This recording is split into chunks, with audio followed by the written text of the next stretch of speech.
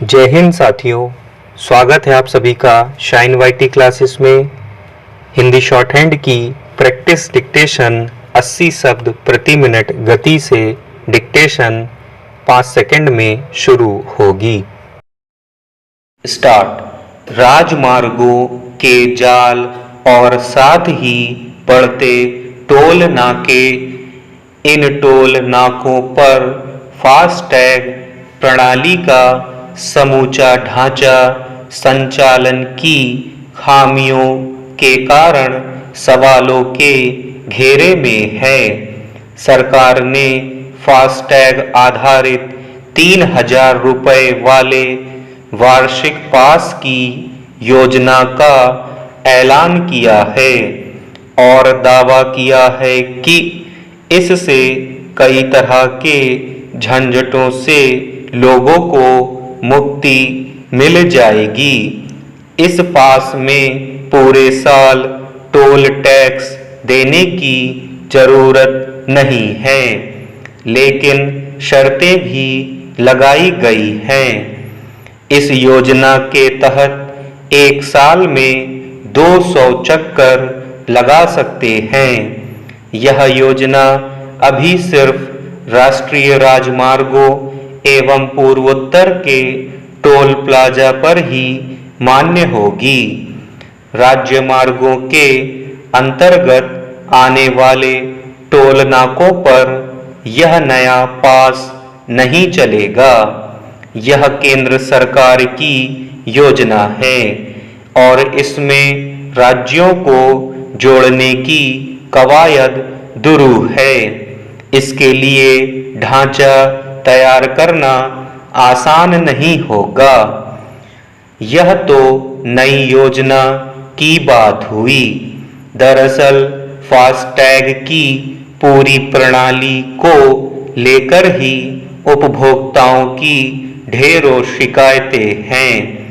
उन शिकायतों की ना तो कहीं सुनवाई हो रही है और न ही किसी स्तर पर चीजें ठीक करने की कोशिश दिख रही है।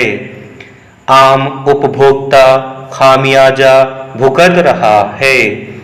फास्टैग के पूरे तंत्र में पारदर्शिता और जवाबदेही का घोर अभाव दिखता है। इसके लिए कोई विनियमन नहीं है, ना तो कोई नियामक। देश में 39 बैंकों और गैर बैंकिंग वित्तीय कंपनियों को फास्टैग जारी करने का अधिकार दिया गया है। क्या ये लोग अपनी जिम्मेदारी निभा पा रहे हैं? जब कोई उपभोक्ता अपनी समस्या लेकर बैंक के पास जाता है तो उसे यह कहकर टाल दिया जाता है कि काम तीसरी पार्टी के पास है। अब उपभोक्ता तीसरी पार्टी को कहां ढूंढने जाए? खराब हुआ फास्टैग स्टिकर, खाते में से बार बार राशि कट जाना, दोगुना टोल भुगतान, सर्वर की गड़बड़ी, इस तरह की खामियों की आखिर कौन लेगा जिम्मेदारी? कैसे उपभोक्ता को अपनी परेशानियों से निजात मिलेगी? सरकार के टोल संग्रह के आंकड़े में बढ़ोतरी हो रही है। यह अच्छी बात है, लेकिन बढ़िया सेवा की उम्मीद तो उपभोक्ता करेगा ही। इसमें दो राय नहीं कि ढांचा अच्छा है, इससे किसी को इनकार नहीं हो सकता, लेकिन खामियां भी हैं जिनसे आम उपभोक्ता परेशान हो रहा है। इस योजना का लाभ तभी मिल सकता है जब सड़कें दुरुस्त हों और लोगों को अपनी यात्रा में किसी प्रकार की कोई दिक्कत ना आए।